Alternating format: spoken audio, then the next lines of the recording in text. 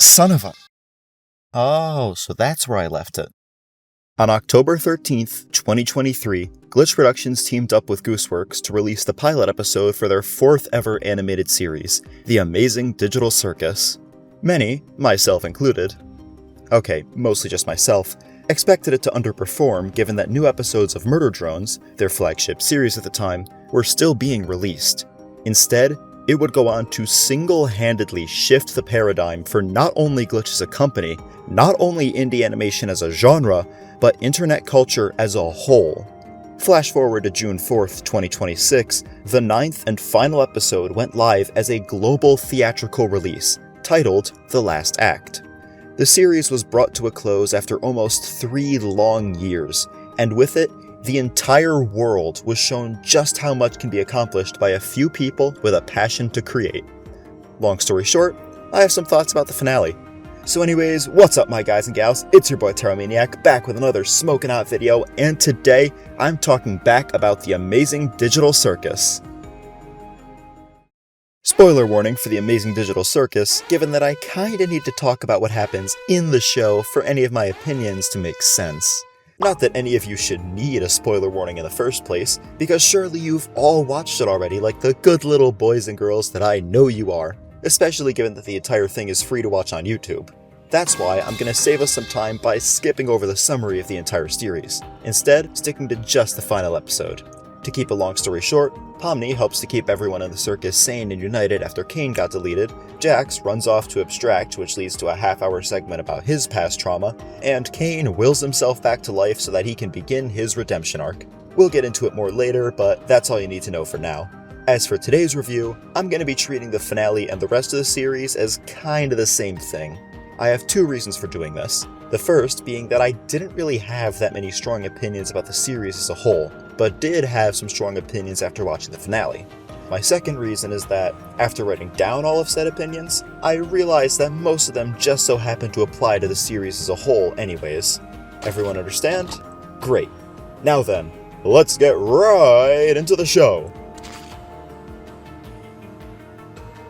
Before I had the chance to watch the finale for myself, I had already heard a lot of differing opinions about it from people online. The sentiment that seemed to shine through the most was just disappointment, which was both concerning and somewhat disheartening for me. With that said, now that I have actually watched it for myself, I can confirm that this was probably the best possible ending the show could have gotten. I'm being so dead at when I say that given the quality of episodes 1 through 8, I don't see how a better ending would have even been written. Like, imagine consistently getting C's or above on all your tests in a class, and then on the final you randomly score a 200%. That's the type of performance Gooseworks would have had to put up to deliver a better finale. Okay, maybe that's a slight exaggeration, but you get my point. The main reason I say that is that, in my opinion, almost every important loose end left floating around in the series was tied up in a pretty satisfying manner. There's one kinda half exception. I mean, I say that with an emphasis on important. Starting from as far back as episode 2, it felt increasingly obvious, to me at least, that the deeper aspects of the lore and the finer details in the world building were never the primary focus. Things like the how and why behind the creation of the circus or the specifics behind how it actually works, while they were certainly thrown in to answer the audience's questions, they were never meant to steal the spotlight for very long. The primary focus was, and always has been, on the characters, their arcs, their backstories, their interactions, just them. 3 of those characters in particular got the most attention in the finale, giving them one final chance to shine and to bring their arcs to a strong conclusion, those being Pomni, Jax, and Kane. Not really a surprise for Pomni to get screen time given that she's the main protagonist, and I would say that said screen time gets put to good use.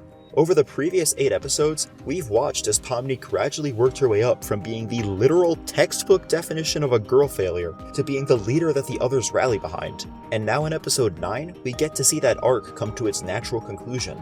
We watch as she steps up when the going gets tough, as she puts her own fears and insecurities behind her so that she can be there to support the others and to keep them together in their time of crisis. It was the most natural evolution for her character when she got over her manic episode in the pilot, and it made an overall wholesome addition to the story with a positive message for the audience. An easy slam dunk by all accounts. As for Jax, I'll dive deeper into that can of worms later, but for now I'll just say the boring stuff. I, and many others, I hope, had our suspicions from the very beginning that his being an asshole to everyone shtick was just a mask, a front that he put up to protect himself from the reality of his situation. Lo and behold, we were right. It only took him killing himself, abstracting, but he does at long last learn to open up to the people he cares about and to stop pushing them away the minute they get close. Granted, he only learns that lesson after it's too late to actually do anything about it, but we take what we can get at this point. Then there's Kane, who can apparently just choose not to be deleted. To be fair, I guess Kinger did say that he only thought he deleted him, so maybe he was just being stupid. All joking aside, it was still nice to see Kane come back and reunite with the rest of the cast, even if you do have to suspend your disbelief just a little bit. Him realizing his mistakes and dedicating himself to do better with the second chance he's been given was a welcome surprise, although it's not like anyone would have exactly expected him to exact his revenge on the humans and continue his reign of tyranny. For all three that I just mentioned, those are what I would consider to be satisfying and natural conclusions to their respective character arcs. Each one ends on some sort of feel-good note that greatly adds to the emotional weight of the finale, and each one feels like a logical direction for the characters to go in given what we already knew about them. Unfortunately, not everyone got to spend so much time in the spotlight. Kinger, Ragatha, Zubul, Gangle, none of them really got up to anything special in the finale, at least compared to the Star Trio.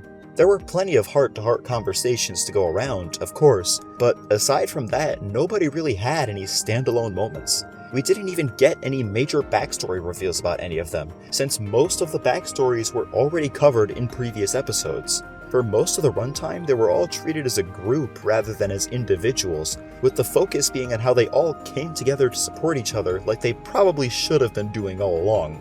To be fair, however, there are two things we have to keep in mind about that.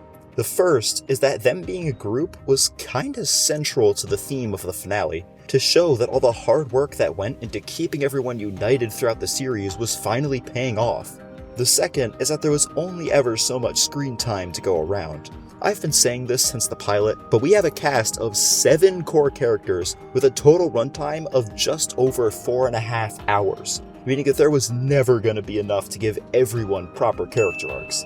Could said runtime have been distributed better than it was? Absolutely. I'm not going to pretend that we needed 3 Jack-centric episodes.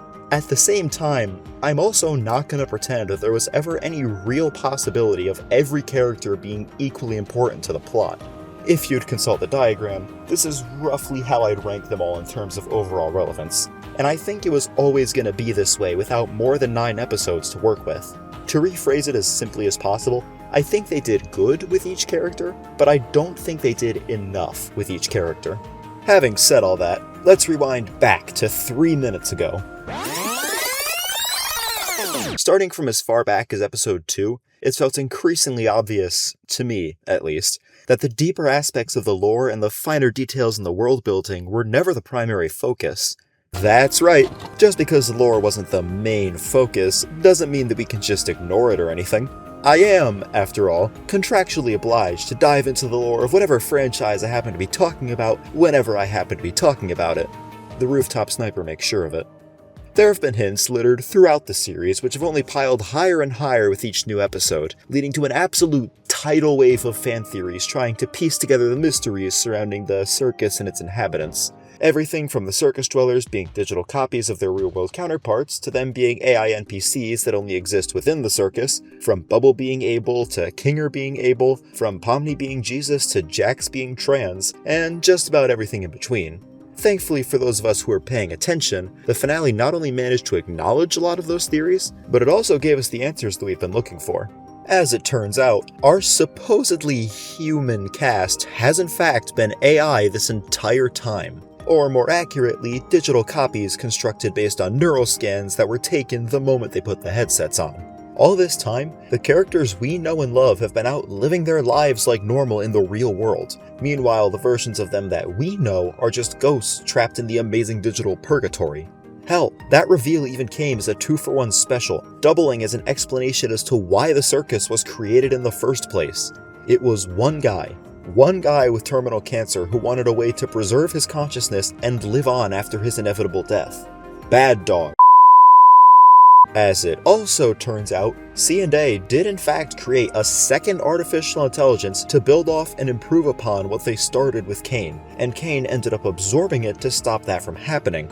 Call me crazy, but I don't think it'd be that much of a stretch to call this second AI Abel, especially given the narrative parallels. A younger successor who was more favored by its creators, only to be killed off by the older predecessor out of jealousy?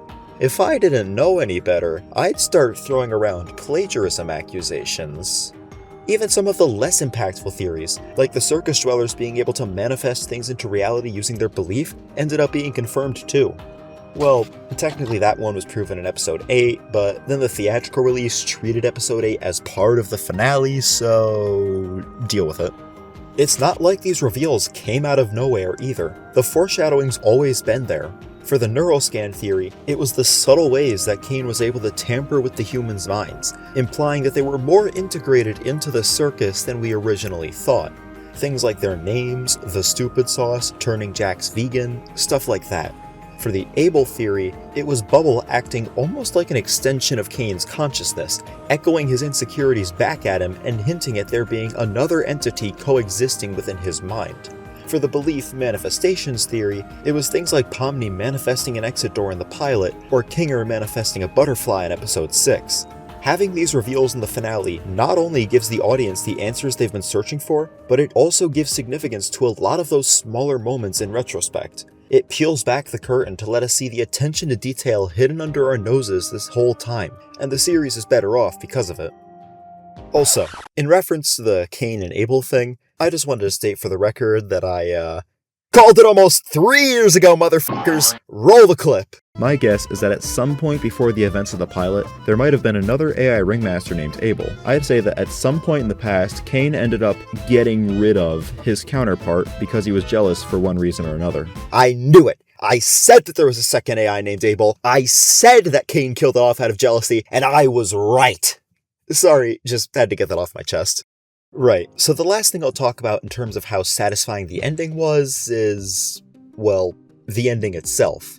I personally appreciated the fact that it was a happy one, so I guess it's a good thing that Gooseworks doesn't keep all of her promises.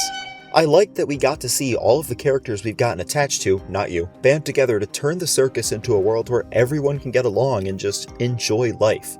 Even if none of them will ever be able to escape to the real world, watching them make the absolute most of their situation was still a nice note to end things off on. Hell, we even got the luxury of 2 happy endings in one, all thanks to Kane and his amazing digital stalking. Sure, I could be a cynical bastard and complain about how this is the literal first and only time we're shown what the circus dwellers are like in the real world, but come on. I'd rather just appreciate the fact that they've all been able to live their best lives despite the hardships they've faced. It's not like it made any real difference to the plot at the end of the day. It was just a delectable little cherry on top of an already sweet ending. So sweet that I can feel the cavity growing. Okay, it sounds kinda sarcastic when I say it like that, but I do genuinely mean it as a compliment. I'm man enough to admit that I almost shed a tear over it. Didn't, but almost did. Despite the fact that it was a happy ending overall, however, I also really appreciate the fact that not everyone made it over the finish line. At a certain point, it stops being wholesome and starts being corny if literally everyone survives to join hand in hand and sing Kumbaya before riding off into the sunset to live happily ever after. That's what makes it so refreshing for there to still be very real and very permanent consequences to previous events. Nobody just comes back from being abstracted, nobody gets to undo the mistakes of their past. You either made the most of the chances you were given, or you didn't. It really helps to punctuate the theme of the show, which... Wait, have I actually talked about that yet? Yeah, this seems like a rather important one to get out of the way. Almost since the pilot, and definitely since episode 2, the show has been trying to hammer home the idea that communication with those you care about is an essential part of life, both for their sake and your own. If you're going through something, then it's important that you not bottle those feelings up and instead talk them through with someone you trust. On the flip side, if you suspect that someone you know is going through something, then it's important that you check in on them to make sure they're okay and to offer them the support they need. Real groundbreaking stuff, I know. Now obviously, there's nothing wrong with the actual message itself. I'd hope we can at least agree on that. It applies to and can be understood by everyone equally, promoting healthy behaviors that would help people to improve their own lives and the world around them. It's also virtually impossible to misinterpret or to put some sort of malicious twist on it. Although, now that I say that, I am morbidly curious as to what it would look like to maliciously help support someone through their mental health struggles. Imagine an evil therapist, just like, "Yes, now that I've cured your depression, phase 1 of my evil plan is complete." Anyways, would you be free for a follow-up appointment next Tuesday? Finally getting to the point. While the show certainly has a good message, I very much meant it when I said hammer home. It was never exactly shy with its themes, whether that be the mental health part or the communication part. Even going back to the first few episodes, we had conversations between Pomni and Ragatha, or Pomni and Kinger, or even Pomni and Gummigoo, all serving as examples of characters talking through their problems with each other. As we got into the later episodes, however, I started to notice a new dent forming on top of my skull from where they kept beating it in. Now that we've reached the end of the series, I can confidently say that it would have been more subtle if Gooseworks herself had written "Talk about your feelings" on a brick and thrown it at me through the screen. I mean, hell, Kane was literally a therapist for an episode. The first 10-ish minutes of the finale were solely dedicated to watching everyone support each other through the difficult times they were facing. Almost every problem that came up was solved through a combination of talking and or hugging things out, and I can't quite say what my third example is yet. Instead, I'll reiterate that I don't have a problem with the actual message the show tries to convey, and I also don't think that it's pushed in a way that lessens its overall impact. The only point I'm trying to make is that holy shit, did Gooseworks want to make absolute 100% sure that it got through to people, no matter how on the nose or ham-fisted it had to be, so long as it made it through the ear canals of all but the most brain-rotted Gen Alpha lobotomites. Credit where credit's due, of course. I have to appreciate that this was something that was set up early on and kept going through to the end. Speaking of set up early on, that third example I mentioned earlier, I guess it's about time I addressed you. How the f*** did you even get in here?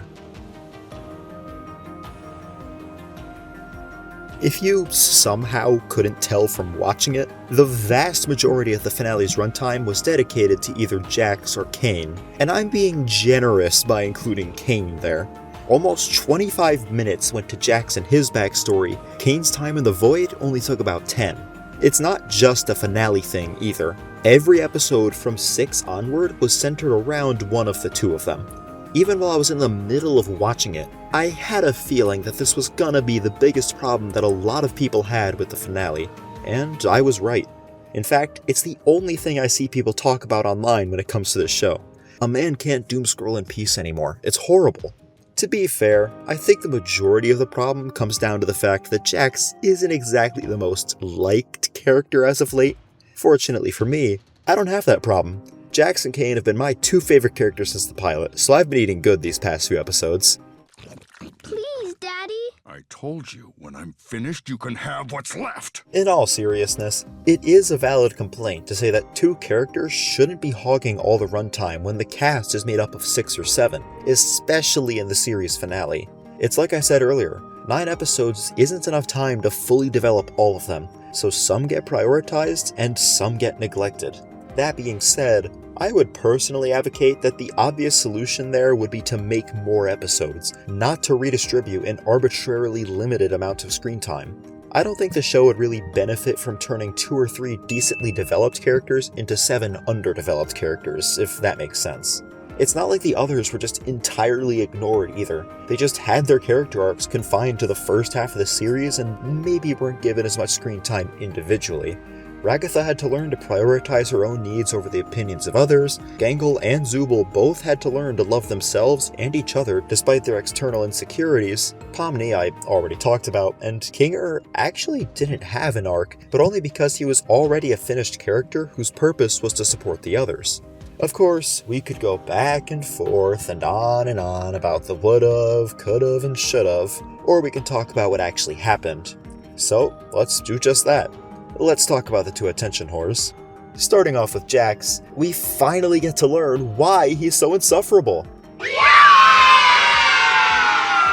As it turns out, when your dad abandons you right as you're starting high school, you get into constant arguments with your mom where she uses your personal insecurities against you, and you lash out at said mom so aggressively that you spend the rest of your life thinking you killed her, all before you even reach the age where your frontal lobe is fully developed, you don't just get to walk away from that without it screwing you up at least a little.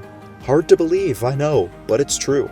I also know that this is, at long last, our explanation as to why Jax acts the way he does. We've been watching him consistently go out of his way to bully the other circus dwellers from the moment we first laid eyes on him. And I mean that as literally as possible. We saw him bullying Ragatha and Gangle in promotional material before the pilot was even released. Initially, we were led to believe that this is just who he is and what he does. His archetype, if you will. Then, as the series progressed, we started to get more and more hints that it was really just a mask he put on.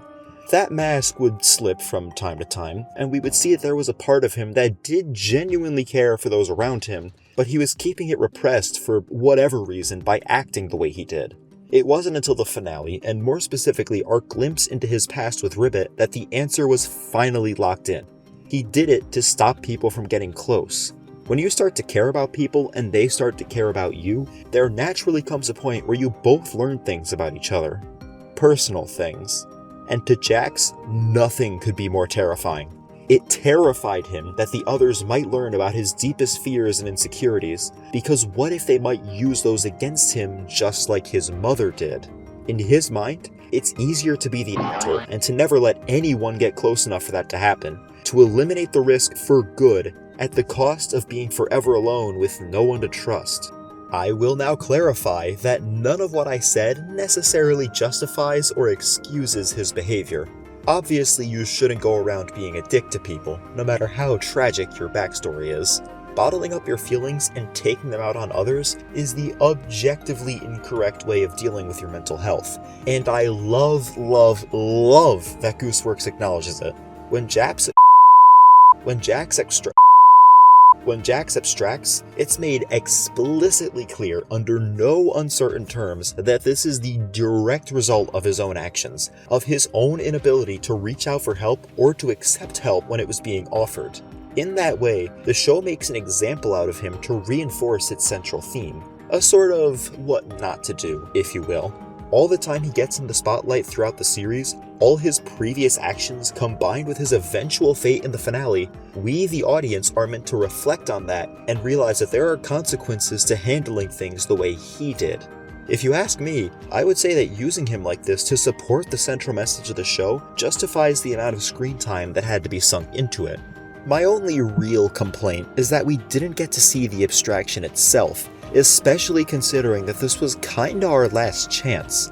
We know what it looks like mentally for the person abstracting, but we still don't know what it looks like physically for everyone else, and that just feels like a massive missed opportunity.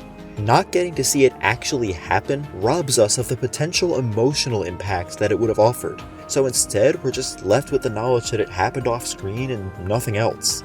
However, I have to admit that there might just be a reason for that, and that I do see the vision. Whether it was done intentionally or not, hard-cutting to an already abstracted Jax with no prior build-up adds a layer of dramatic irony that we wouldn't have gotten otherwise. It's the second time that Jax has failed to reach out in a moment of crisis. It's the second time that someone abstracted because of it, and it plays out the same way both times. Jax worked up the courage to reach out to Ribbit when she started to isolate herself from everyone else, even walked right up to her door, but ultimately he pussied out and walked away at the last second. The next thing we see is an abstracted Ribbit. Jax then worked up the courage to reach out to Pomni when his self-imposed isolation got to be too much, even walked right up to her out in the open, but ultimately he pussied out and walked away at the last second. The next thing we see is an abstracted Jax. The symmetry of it all, it's just mwah. Now Kane, on the other hand, I don't feel quite as strongly about. I mean, yeah, I did the Wojak face when my boy returned to join in on the happy ending, but at the same time, my gut reaction was that it felt kinda cheap. All the build-up and hype surrounding the fact that Kane was gone and that the circus was falling apart without its ringleader, both from the end of episode 8 and from the trailers for the finale. Then the finale actually drops, and not only is fixing the circus by themselves the first thing the humans do, but Kane himself just plug walks his way back from the void like he just stepped out for some fresh air. It's not like him getting wiped from existence in literally the most recent episode before that was, oh, I don't know, one of, if not the most significant events in the entire series. With that said, however, I do understand why Gooseworks made the decision to bring him back. Man, I've been making a lot of exceptions this video. Jax knew he was the problem. He was well aware that pushing everyone away was only making things worse in the long run, but he did it anyway. He was given opportunity after opportunity to change his ways, to open up and to avoid his eventual fate, yet he still clung to the asshole bit until it was too late and ultimately paid the price for it. Kane was the opposite. Since his inception, Kane was blissfully unaware that his actions were turning the humans against him. He constantly made assumptions about what they wanted and how their minds worked, and then took those assumptions as gospel while actively ignoring their attempts to communicate with him and to tell him how they actually felt. It was only after he got sent to the void and had nothing but time to reflect that he realized his mistake. And what did he do when he made that realization?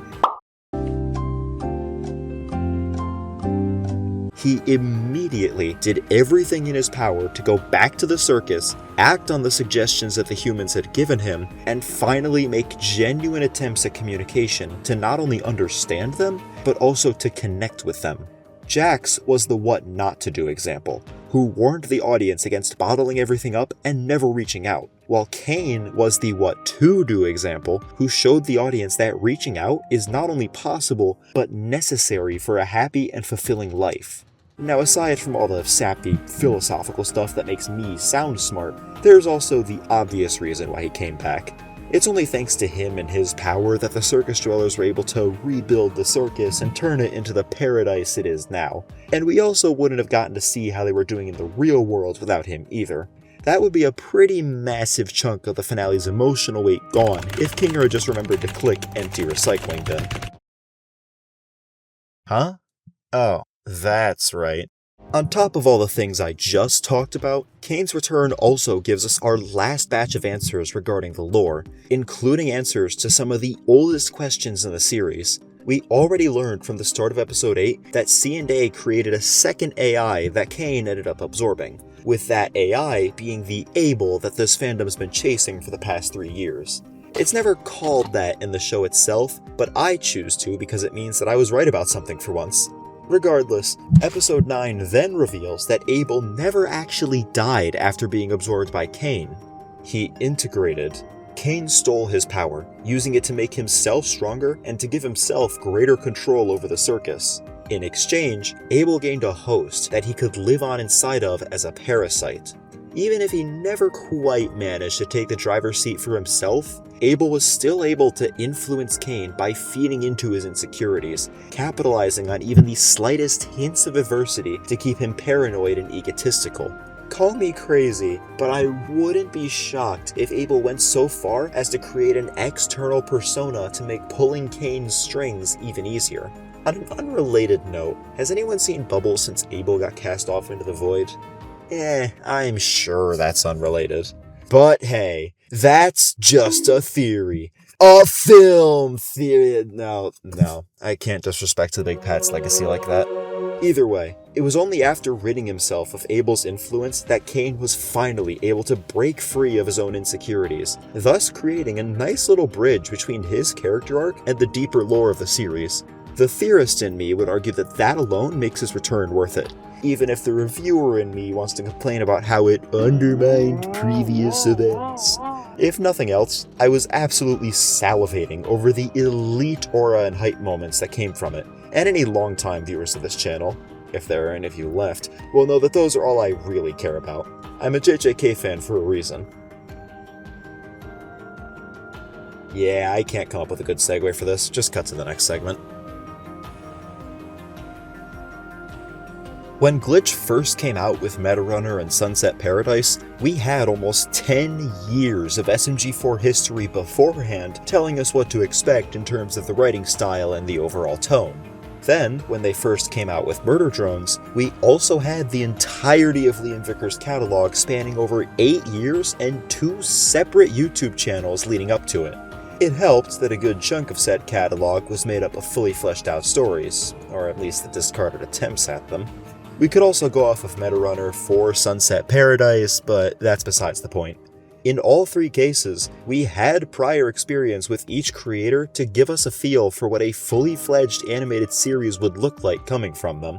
We didn't really have that with Gooseworks, at least not as far as I'm aware.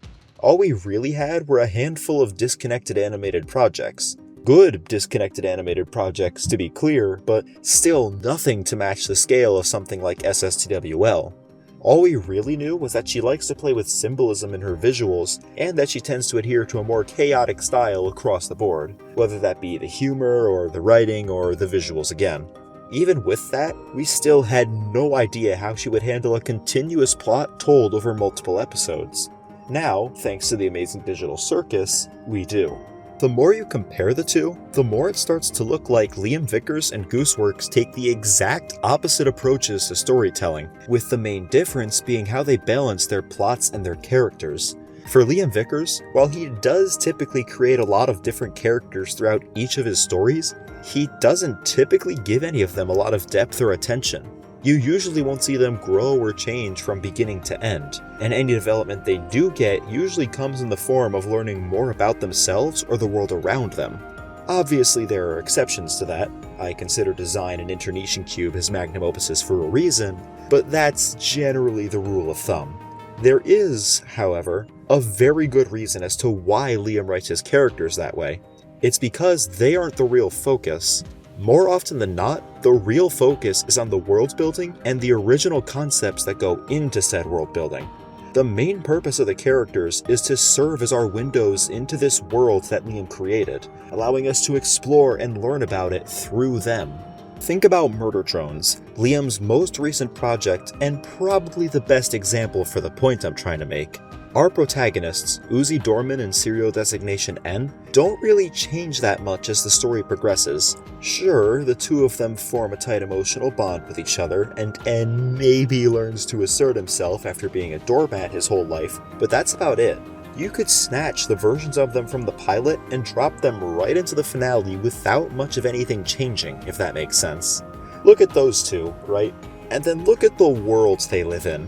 A post-apocalyptic setting where humanity was hunted to extinction by a runaway AI with reality-warping capabilities, leaving a single planet inhabited by a race of former slave robots as the only obstacle between it and the total annihilation of the universe, prompting said AI to send a separate race of specialized killing robots to do its dirty work for it.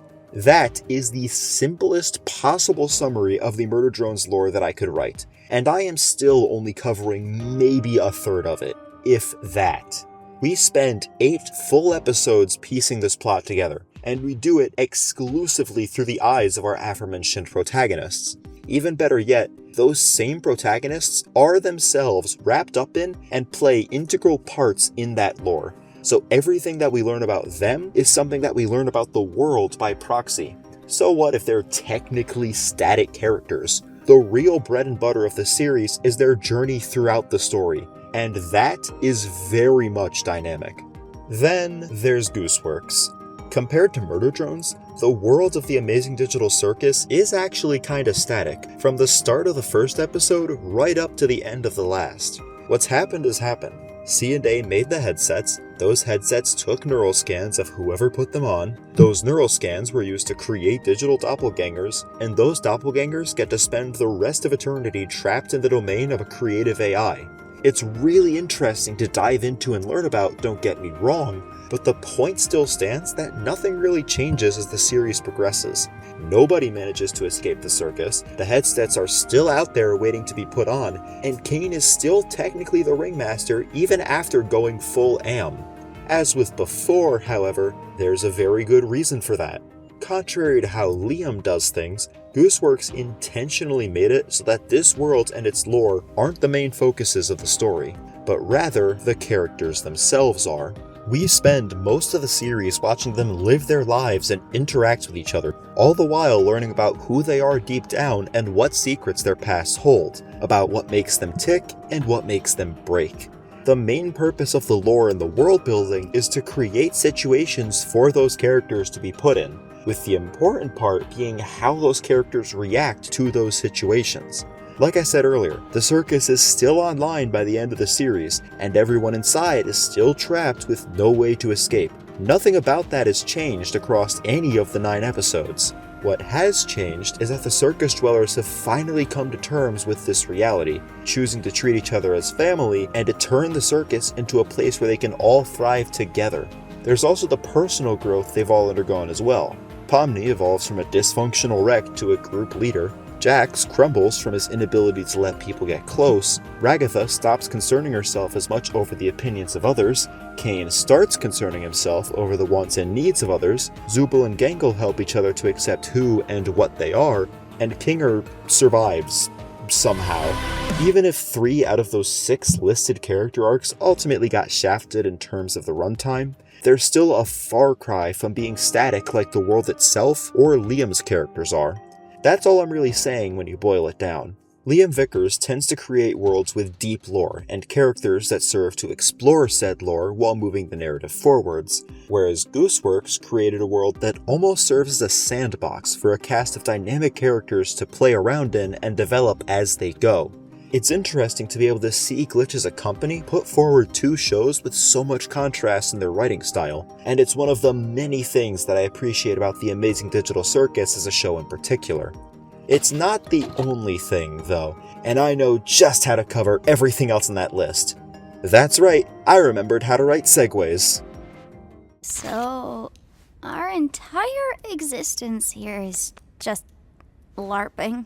With all the important stuff out of the way, and before we wrap the video up, I just wanted to go through a rapid-fire list of things I liked about the finale and the series as a whole. More specifically, things that didn't really fit into any of the previous segments and didn't really deserve a segment of their own. First of all, voice acting and animation. I don't think it's really controversial to say that they were both home runs in every episode, but that's to be expected with Glitch at this point, so it's whatever. They've pretty much mastered the technical side of indie animation and the... Wait, they've been doing this for 7 fucking years? Second of all, the aquarium. I like that Jack still gets his own little happy ending despite being turned into an example. There he is, swimming around with who I can only assume are Ribbit and Kaufmo, the 3 of them being drawn to each other despite their feral abstracted states. It gives me happy brain tingles to imagine that they made peace with each other and put things back to the way it used to be. Almost makes you forget that he committed amazing digital suicide for his sins. Wholesome stuff, really. And speaking of wholesome, third of all, Abstragedy being confirmed canon. That's actually crazy, I said, out loud in the movie theater as the credits rolled. Hearts radiating out from Zubul's door as it bounces every which way, Gengul's door being left cracked open like she was in some sort of rush and forgot to close it. Keyword there being cracked. Ragatha randomly getting all flustered as she walks by, no doubt about it. The only question is who's topping? Fourth of all, so many references. Unfortunately, the number of things that Gooseworks referenced vastly exceeds the number of things I even know about, so I can basically guarantee you that I didn't catch all of them. Of course, there's the obvious ones. Cain referencing I Have No Mouth and I Must Scream in his The One Who's Running the Show song, Jax referencing Breaking Bad with his made-up backstory, even the Chinese Room was a reference to an AI thought experiment with the same name. Then there's the anime references, which I actually did catch because I only have selective media literacy. Kinger getting malevolent shrines in episode 8.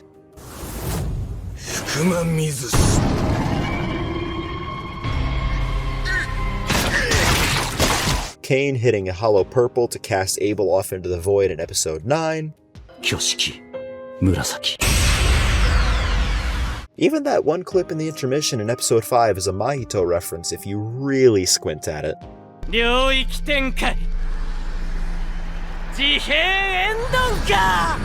Why yes, I am a JJK fan, how could you tell? Of course, none of those could ever hope to compete with Cain becoming the legendary aura monster in his quest to earn redemption. Were any of those intentional? Probably not, but it also makes me happy to pretend that they are, so pretend I will. Fifth of all, the end of this review. I understand that I essentially just subjected you all to 40 straight minutes of information upload, so I'm gonna summarize it all for you here. I personally think that Remember is the best ending that the Amazing Digital Circus could have gotten, at least given everything that came before it.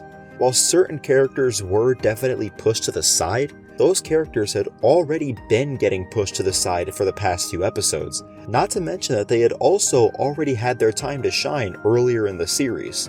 In exchange, we got to focus on the characters who had already been in the spotlight for the past few episodes, which meant that their character arcs had the necessary runtime to be brought to satisfying conclusions. We also got answers to some of the biggest lingering questions that had previously gone unanswered since the pilot, including both the lore of this world and the backstory of the characters. We also were rewarded with a happy ending despite Gooseworks threatening us, leaving the series off on a high note for both the characters and the audience while still having real, lasting consequences for the events of the series. Of course, there were problems with Jax and Cain specifically taking up the majority of the runtime, although I don't believe that this is as big of an issue as some people make it out to be. The main reason I say that is because the two of them are used as do and don't examples to support the central theme of the story, meaning that we'd lose a lot of the series' emotional impacts without them. The theme in question being the necessity of open and honest communication when it comes to both personal relationships and mental health is one that I'm sure everyone can get behind. It's a message that can be both understood and applied universally, and it's one that can really only be a net negative. And it's one that can only really be a net positive, even if it sometimes comes across as obnoxious in execution. Regardless of the show's actual quality, it was interesting to finally see what a fully fledged animated series would look like coming from Gooseworks, especially considering that we had never seen that from her before. Now that we have seen it, I can confidently say that it looks like a character-driven adventure that embraces chaos in every aspect, from the visuals to the writing to the humor, all while building off of and tying itself back to a strong central theme. I do, however, have to admit that I kinda preferred the first 5 or 6 episodes over the last few. The Adventure of the Week formula, with each episode being dedicated to developing a single character at a time, was something that I thought worked really well, especially when those episodes still held on to their lighter tone while still handling slower, more serious moments. Having said that, even if it wasn't always my personal cup of tea, I can still recognize that the Amazing Digital Circus was a well-made show both on the writing end thanks to Gooseworks and on the technical end thanks to Glitch. Since numbers are the only thing anyone seems to care about, I would give the finale a solid 7 out of 10 for bringing everything to a satisfying conclusion despite its shortcomings, and I would give the series overall a similarly solid 7 out of 10 as well. With that done and dusted with, holy shit, I think this is the longest video I've ever made. I never even really planned on talking about Digital Circus again after my video on the pilot and my short on episode 2, but I just had a lot of strong opinions after watching the last act in theaters, and I had to make it the internet's problem. It's kinda weird though, for being the show that catapulted Glitch and indie animation as a whole into the mainstream, I really didn't feel as strongly about it overall as I did for Murdertrones. Then again, it probably comes down more to personal preference than it does the actual quality of either show. I'm a sucker for sci-fi horror, and I'm a sucker for aura and hype moments, sue me. Oh, and before I forget, sorry for not uploading for the past, year.